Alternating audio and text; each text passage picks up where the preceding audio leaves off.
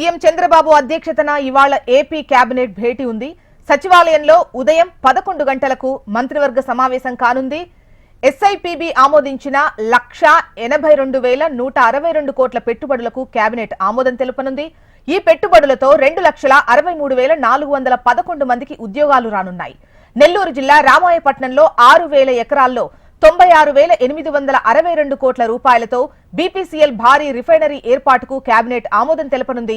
విశాఖపట్నంలోని millennium towers లో 2,08,280 చదరపు అడుగుల విస్తీర్ణంలో టీసీఎస్ 80 కోట్ల పెట్టుబడులకు కేబినెట్ ఆమోదం తెలపనుంది.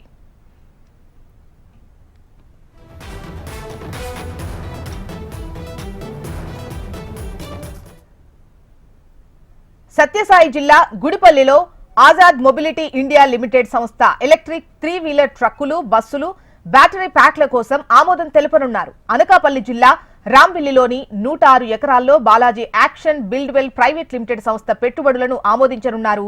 రాష్ట్రంలో కొత్తగా 5 సంస్థలు క్లీన్ ఎనర్జీలో 83,000 కోట్ల రూపాయలు పెట్టుబడులకు ఆమోదం తెలపనుంది cabinet. AM green ammonia private limited కాకినాడలో 592 ఎకరాల్లో 12,000 కోట్ల పెట్టుబడులకు ఆమోదం తెలపనున్నారు.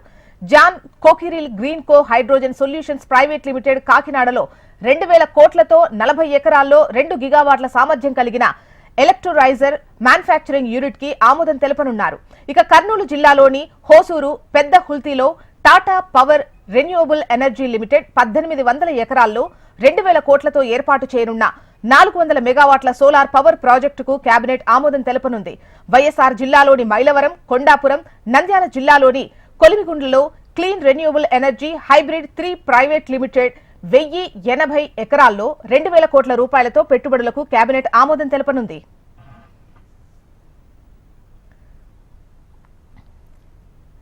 సీఎం చంద్రబాబు అధ్యక్షతన ఇవాళ ఏపీ కేబినెట్ భేటీ జరగనుంది. ఉదయం 11 గంటలకు సచివాలయంలో మంత్రివర్గ సమావేశం ఉంది. ముఖ్యంగా ఎస్ఐపిబి ఆమోదించిన 1,82,162 కోట్ల పెట్టుబడులకు కేబినెట్ ఆమోదం తెలపనున్నట్లుగా తెలుస్తోంది. డీటెయిల్స్ అందించేందుకు మనకు కాంతి లైవ్ లో సిద్ధంగా ఉన్నారు. కాంతి, చెప్పండి, ఇవాల్టి సమావేశంలో ఏ అంశాలకు సంబంధించి చర్చించనున్నారు? ముఖ్యంగా పెట్టుబడులకు సంబంధించి ప్రస్తావన ఎలా ఉండే అవకాశం ఉంది? ఆమోదాలేంటి? యాజాస్న ఈరోజు ఏపీ కేబినెట్ సమావేశం సీఎం చంద్రబాబు నాయుడు అధ్యక్షతన ఉదయం 11 గంటలకు ప్రారంభమవుతుంది. ప్రతి నెల మొదటి గురువారం అలాగే 3వ గురువారం కేబినెట్ సమావేశం నిర్వహించాలని రాష్ట్రంలో జరుగుతున్నటువంటి పలు అభివృద్ధి కార్యక్రమాలకి సంబంధించినటువంటి వివరాలను అధికారులు అందించేందుకు వీలుగా, అలాగే ఏమైనా మార్పులు చేర్పులు చేయాల్సి ఉన్నట్లయితే దానికి సంబంధించినటువంటి విషయంలో ఒక నిర్ణయం తీసుకునేందుకు అవకాశం ఉంటుంది. కాబట్టి ప్రతి నెల మొదటి గురువారం అలాగే 3వ గురువారం కేబినెట్ సమావేశం నిర్వహించాలని సీఎం చంద్రబాబు నాయుడు నిర్ణయించారు. అయితే దీనికి సంబంధించి ఈ రోజు ముఖ్యంగా పెట్టుబడుల అంశానికి సంబంధించి ఎస్ఐపిబిలో ఆమోద ముద్ర వేసినటువంటి కొన్ని ఏవైతే అంశాలు ఉన్నాయో అన్నిటికీ సంబంధించినటువంటి వివరాలను కూలంకుషంగా చర్చించి ఏ సంస్థలు ఎక్కడెక్కడ పెట్టాలి అనుకుంటున్నారో వాటికి సంబంధించినటువంటి పెట్టుబడుల వివరాలకు సంబంధించినటువంటి అంశాలతోటి ఈరోజు కేబినెట్ సమావేశం ముఖ్యంగా ప్రధాన ఎజెండాగా జరగబోతా ఉంది. దీంతో పాటుగా ఏవైతే సూపర్ 6 పథకాలకి సంబంధించి అమలులోకి రావాల్సినటువంటి ముఖ్యంగా మహిళలకు ఉచిత బస్సు ప్రయాణం అనేది ఇప్పటికే పలుమార్లు, అంటే దీపావళికి ఒకసారి, దసరాకి ఒకసారి మహిళలకు కానుకగా ఉచిత బస్సు ప్రయాణం అనేది ప్రారంభిస్తారు అని భావించినప్పటికీ కూడా అయితే ఉచిత బస్సు ప్రయాణం విషయంలో పక్క రాష్ట్రాలలో అవలంబిస్తున్నటువంటి తీరుతెన్నుల పైన ఇప్పటికే కేబినెట్కి సంబంధించినటువంటి అధికారులు అంతా కూడా ఈ కొంత ఒక నివేదికనైతే సిద్ధం చేశారు.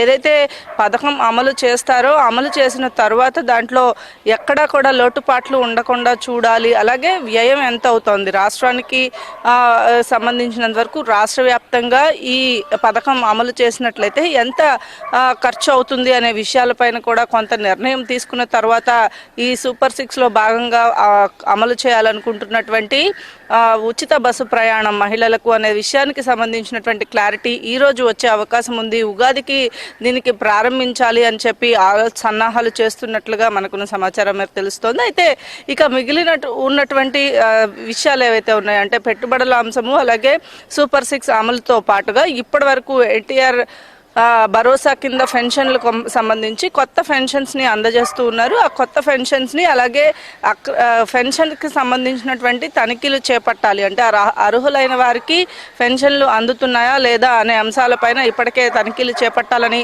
అన్ని జిల్లాల కలెక్టర్లకు ఆదేశాలు జారీ చేశారు. 2 రోజుల పాటు విస్తృతంగా డ్రైవ్ కూడా నిర్వహించడం జరిగింది. ఈ నేపథ్యంలో ఈ ఎన్టీఆర్ భరోసా అనేది ఖచ్చితంగా అందరికీ అర్హులైన వారి ప్రతి ఒక్కరికి అందాలి అనే విషయాన్ని పదే పదే స్పష్టం చేస్తూ వస్తున్న నేపథ్యంలో దానికి సంబంధించి ఈ డ్రైవ్లో భాగంగా ఎంతమందికి కొత్త పెన్షన్స్ అమలు చేస్తున్నారు, అలాగే ఎంతమందికి ఉన్న వారికి తీసివేశారు అనే అంశాలను కూడా చర్చించబోతూ ఉన్నారు. ఇక ప్రధానంగా రైతులు ఈ ఉద్యోగానికి సంబంధించినటువంటి నోటిఫికేషన్ ఏపీపీఎస్సీకి సంబంధించినటువంటి నోటిఫికేషన్ ఇచ్చే దానికి సంబంధించినటువంటి చర్చ కూడా ఈరోజు జరగబోతా ఉంది.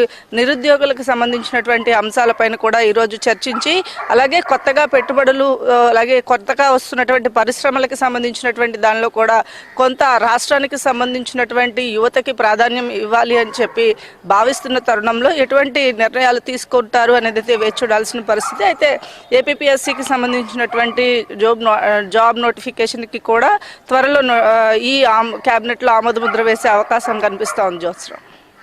రైట్ కాంతి.